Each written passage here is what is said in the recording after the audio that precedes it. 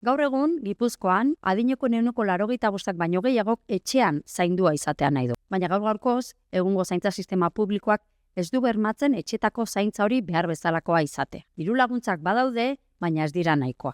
Adibidez, pertsona batek erabakitzen baldu, pertsona bat kontratatzea, adineko edo menpeko bat etxean zaintzeko, jasoko duen diru-laguntza horrek ordu batzuetarako kontratazioa bakarrik bermatuko dio. Eta gainerakoa familiaren gainean eta familiaren bizkar eroriko da. Horren ordez, familiar batek berak erabakitzen baldin badu adineko pertsona hori zaintzea, jasoko duen diru-laguntza haren murritzagoa izango da, eta beraz, pertsona horren gain eroriko den zaintzaren sama are handiagoa izango da. Horren aurrean, EH Bilduk pauso sendo bat ematea proposatzen.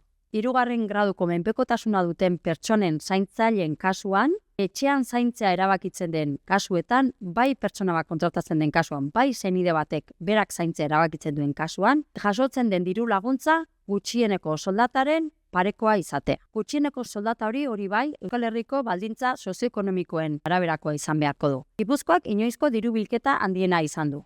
Eta orain galdera da, non ezarriko ditugu lehentasunak? Guk garbi daukagu.